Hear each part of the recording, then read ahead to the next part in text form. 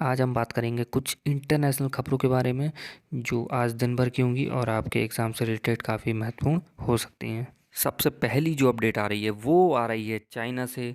China के जो राष्ट्रपति हैं वो इस बार तीसरी कार्यकाल उनका शुरू हो चुका है, जिनका नाम है शी जिनपिंग। तो Xi Jinping says is willing to work with the US for mutual benefit. तो शी जिनपिंग का कहना है कि आपसी फ़ायदे के लिए वो अमेरिका के साथ काम करने को तैयार हैं, क्योंकि अमेरिका और चाइना के बीच काफ़ी ज़्यादा कॉन्फ्लिक्ट देखने को मिलता है, क्योंकि ये एक दूसरे के काफ़ी ज़्यादा विरोध करते रहते हैं। लेकिन अब चाइना की तरफ से बयान आ रहा है कि वह अमेरिका के साथ काम करने को तैयार है। Beijing and Washington have been sparring over multiple issues, including Taiwan and China's stubborn support to Russia over its Ukraine invasion.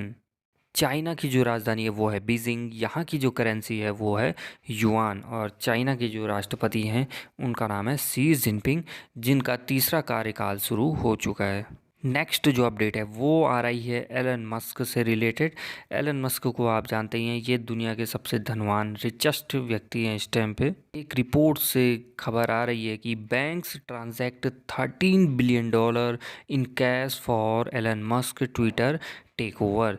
तो कुछ ही समय पहले एलन मस्क ने ट्विटर को खरीदने की बात कही थी, जिसके लिए बैंकों ने 13 बिलियन डॉलर का नकद लेन देन किया है। तो एलन मस्क के ट्विटर के अधिग्रहण के लिए बैंकों ने कितने का नकद लेन देन किया है? $13 बिलियन का।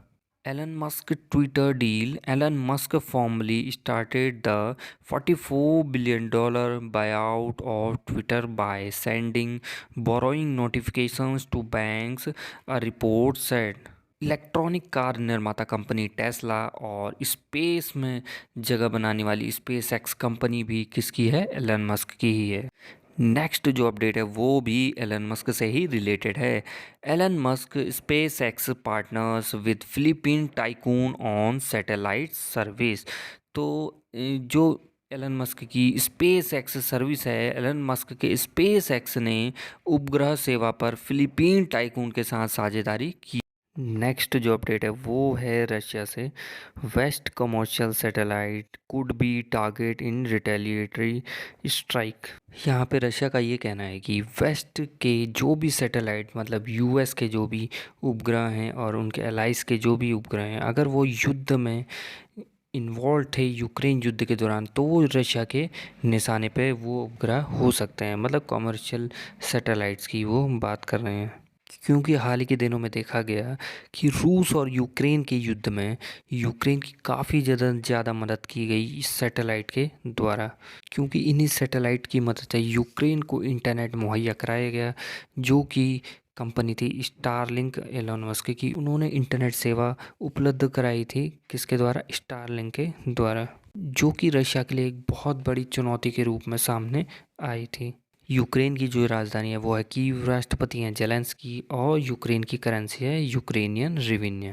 नेक्स्ट जो अपडेट है वो है श्रीलंका से related.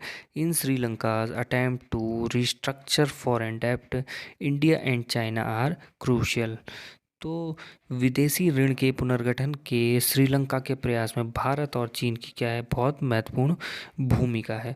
When Sri Lanka earlier this year was hit by its worst economic crisis since independence, India extended emergency assistant for $3.8 billion.